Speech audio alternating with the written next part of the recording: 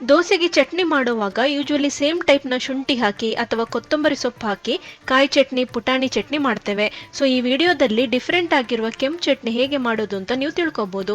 ಇದು ಬ್ಯಾಂಗ್ಳೂರು ಮೈಸೂರು ಕಡೆ ತುಂಬಾ ಹೋಟೆಲ್ಗಳಲ್ಲಿ ಇಡ್ಲಿ ದೋಸೆ ಜೊತೆಗೆ ಸರ್ವ್ ಮಾಡ್ತಾರೆ. ಈ ಚಟ್ನಿಯನ್ನು ಮಾಡಲಿಕ್ಕೆ ನಾನಿಲ್ಲಿ 2 ಹಿಡಿಯಷ್ಟು ಕಾಯಿ ತುರಿಯನ್ನು ತೆಗೆದುಕೊಂಡಿದ್ದೇನೆ.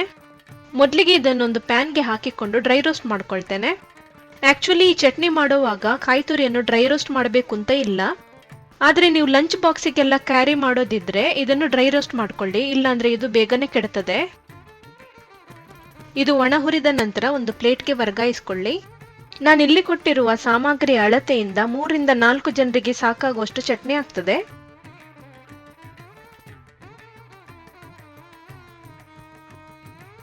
ಈಗ ಈ ಸೇಮ್ ಪ್ಯಾನ್ಗೆ 1-2 ಚಮಚ ಅಡುಗೆ ಎಣ್ಣೆಯನ್ನು ಹಾಕೊಳ್ಳಿ. 4 ಬ್ಯಾಡಗೆ ಒಣಮೆಣಸನ್ನು ಹಾಕಿಕೊಂಡು ಚೆನ್ನಾಗಿ ರೋಸ್ಟ್ ಮಾಡಿಕೊಳ್ಳಿ. ನಾನಿಲ್ಲಿ ಮೀಡಿಯಂ ಖಾರವಾಗಿರುವ ಚಟ್ನಿಯನ್ನು ಮಾಡಿದ್ದೇನೆ. ಸೊ ನಿಮಗೆ ಜಾಸ್ತಿ ಖಾರ ಬೇಕು ಅಂದ್ರೆ ಇನ್ನೂ 1-2-3 ಒಣಮೆಣಸನ್ನು ಎಕ್ಸ್ಟ್ರಾ ಹಾಕಿ. ಇದಕ್ಕೆ ಸ್ವಲ್ಪ ಸ್ಲೈಸ್ ಮಾಡಿಕೊಂಡ ನೀರುಳ್ಳಿಯನ್ನು ಹಾಕಿ. ಇದು ಸ್ವಲ್ಪ ಸಾಫ್ಟ್ ಆಗುವ ತನಕ ಹುರಿದುಕೊಂಡ್ರೆ ಸಾಕು. ನೀರುಳ್ಳಿ ಹಾಕಿದಷ್ಟೇ ಟೊಮ್ಯಾಟೊವನ್ನು ಹಾಕಬೇಕು. ಸೊ ಒಂದು 4 ರಿಂದ 5 ತುಂಡು ಹಾಕಿದ್ರೆ ಸಾಕು. ಟೊಮ್ಯಾಟೊವನ್ನು ಸಣ್ಣ ಉರಿನಲ್ಲಿ ಬಾಡಿಸಿಕೊಳ್ಳಿ. ಈ ಚಟ್ನಿಯನ್ನು ಮಾಡಲಿಕ್ಕೆ ಇನ್ನೂ ಕೆಲವು ಸಾಮಗ್ರಿಗಳು ಬೇಕು, ಆದರೆ ನಾವು ಇವಿಷ್ಟನ್ನು ಮಾತ್ರ ಹುರಿದುಕೊಳ್ತೇವೆ. ಈಗ ಗ್ಯಾಸ್ ಅನ್ನು ಆಫ್ ಮಾಡಿಕೊಂಡು ಇದನ್ನು ಕೂಡ ಸೇಮ್ ಪ್ಲೇಟ್ಗೆ ಹಾಕಿ. ಇದನ್ನು ತಣ್ಣಗಾಗ್ಲಿಕ್ಕೆ ಬಿಡೋಣ ಮತ್ತು ಚಟ್ನಿಯನ್ನು ನಾವು ಗ್ರೈಂಡ್ ಮಾಡೋಣ. ಒಂದು ಮಿಕ್ಸಿ ಜಾರ್ಗೆ ಹುರಿದಿಟ್ಟ ಸಾಮಗ್ರಿಗಳನ್ನೆಲ್ಲ ಹಾಕಿ.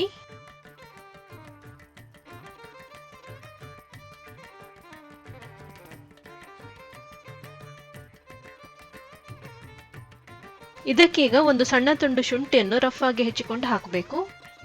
2 ಬೆಳ್ಳುಳ್ಳಿ ಎಸಳುಗಳನ್ನು ಸಿಪ್ಪೆ ತೆಗೆದು ಹಾಕಿ. 2 ಟೇಬಲ್ ಸ್ಪೂನ್ ಅಷ್ಟು ಹುರಿಕಡಲೆಯನ್ನು ಹಾಕಿ. ಕೆಲವೊಂದು ಕಡೆ ಇದಕ್ಕೆ ಪುಟಾಣಿ ಅಂತ ಸಹ ಹೇಳ್ತಾರೆ. ಇದಕ್ಕೆ ಸ್ವಲ್ಪ ಹುಣಸೆ ಹುಳಿಯನ್ನು ಹಾಕಿ.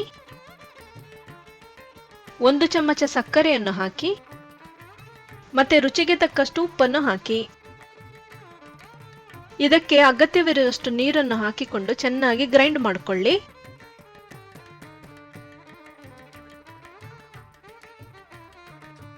ಚಟ್ನಿಯ ಕನ್ಸಿಸ್ಟೆನ್ಸಿ ಈ ತರ ಇರಬೇಕು. ಇದನ್ನೀಗ ಒಂದು ಪಾತ್ರೆಗೆ ಹಾಕಿಕೊಳ್ಳಿ.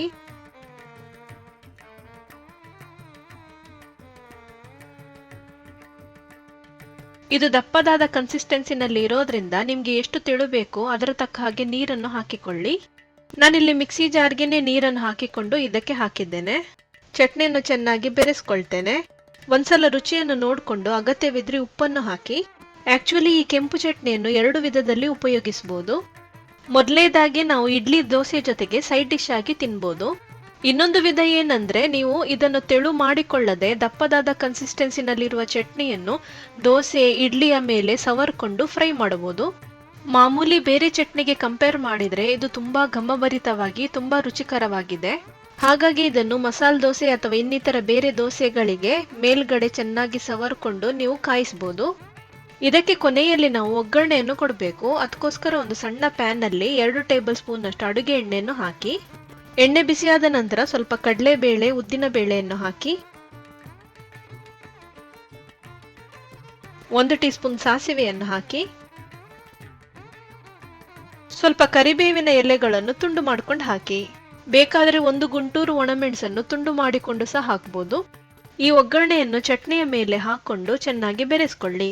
ಕೆಂಪು ಚಟ್ನಿ ವೆರೈಟಿ ದೋಸೆ ಜೊತೆಗೆ ಇಡ್ಲಿ ಜೊತೆಗೆ ಸವಿಲಿಕ್ಕೆ ರೆಡಿಯಾಗಿದೆ.